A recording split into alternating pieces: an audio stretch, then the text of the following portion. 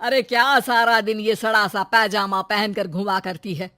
अरे कभी चुन्नी वाला सूट भी पहना कर। चुन्नी वाला सूट? उसमें कौन सा बड़ा काम है? ये लो। राधा अंदर जाती है, पजामे के ऊपर ही कुर्ता और दुपट्टा डाल आती है। हैप्पी सासू माँ, अब तो पैजामे से कोई दिक्कत नहीं है ना?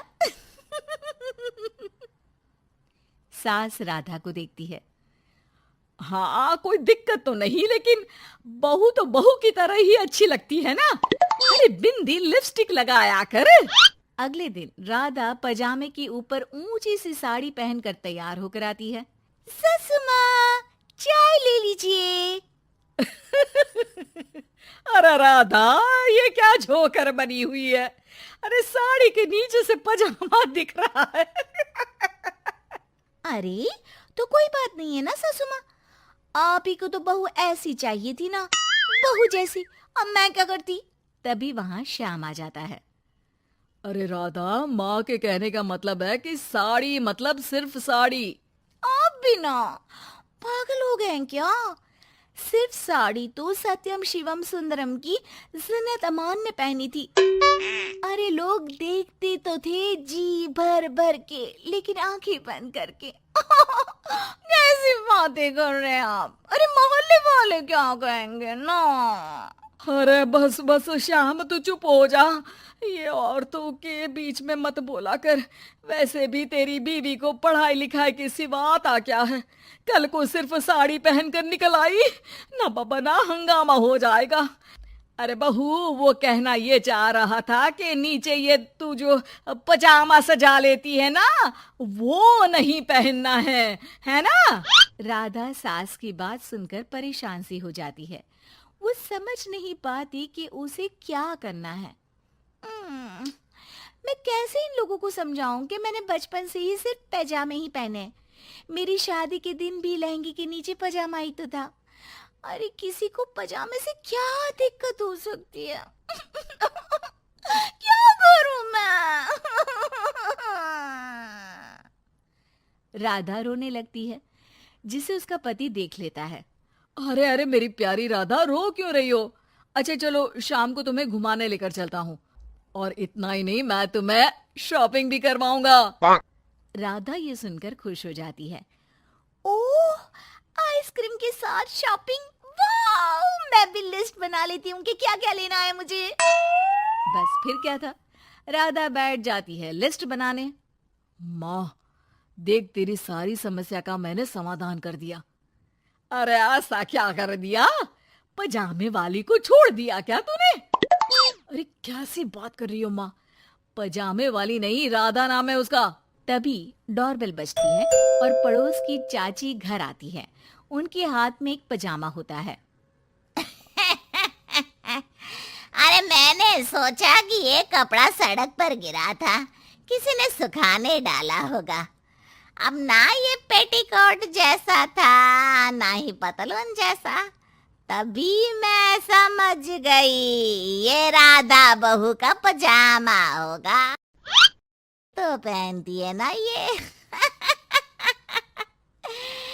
अरे चाहे पार्टी वेयर हो या फिर घर का कपड़ा, तुम्हारे बेटे की शादी के एल्बम देख रही थी, बहू ने तो लहंगे के नीचे भी पजामा पहना था। ठीक है चाची, दे दिया ना पजामा। अब पजामा पुराण मत सुनाओ, चली जाओ। चाचा जी के खांसने की आवाज आ रही है, जाकर पानी दे आओ उन्हें। अरे हाँ हाँ, जोरू का गुलाम जा रही हूँ मैं। चाची के जाने के बाद अरे अड़ोस पड़ोस वालों को बोलकर क्या फायदा होगा बेटा। अब तो घर मशहूर हो जाना ही है पजामे वाली बहू के नाम से। तभी वहां ससुर आ जाते हैं। अरे वो पीछे वाले घर के शर्मा जी ने तो घर के पोस्टल एड्रेस में यही लिखना शुरू कर दिया है, पजामे वाली बहू के घर के पीछे गली नंबर 7।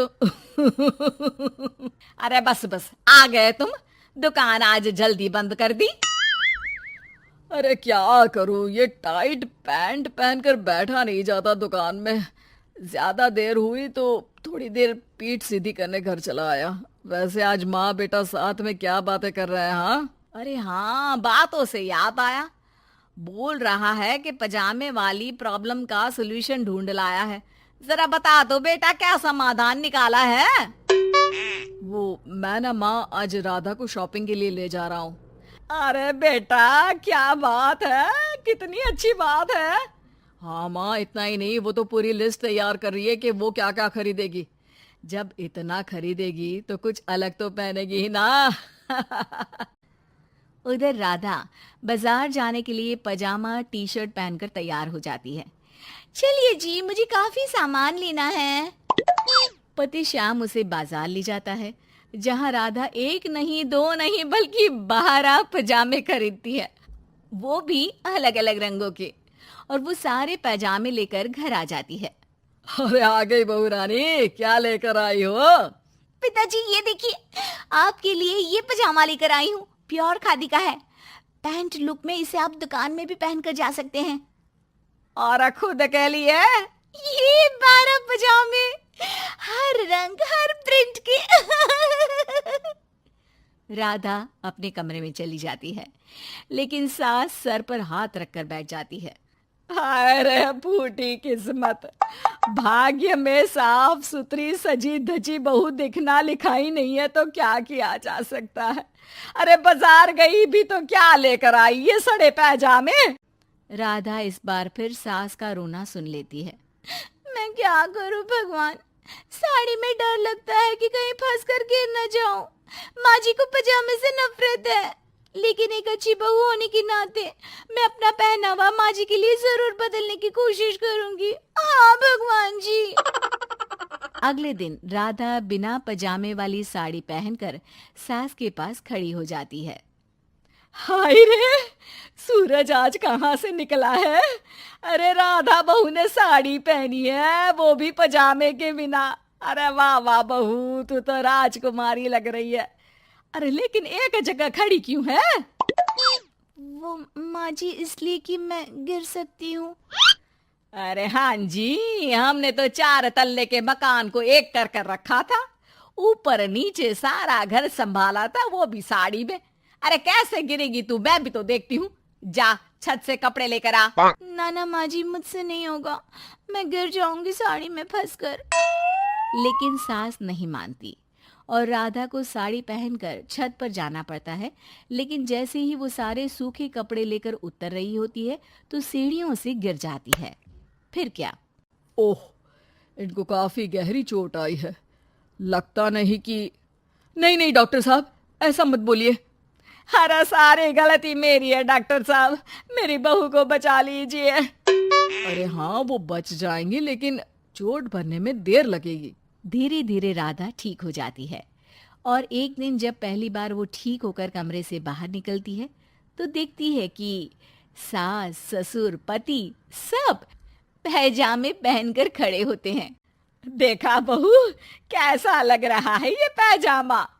वैसे बहू सही में ये बड़ा कंफर्टेबल है। हाँ, अरे अब तो इसे पहनकर मैं इतने आराम से दुकान में बैठता हूँ कि कितने ही ग्राहक क्यों ना आ जाए, फटाफट काम होता है। मुझे माफ कर दीजिए माँ जी, मैं साड़ी पहनने की पूरी कोशिश करूंगी। अरे नहीं बहू, मुझे माफ कर दे, तूने घर के लिए मेरे लिए बहुत त्याग किया। बेटा, इंसान पहनावे से नहीं बल्कि अपने कुशल व्यवहार से सबका प्यार पाता है। हमें तो अब बस पजामे वाली ही बहू चाहिए।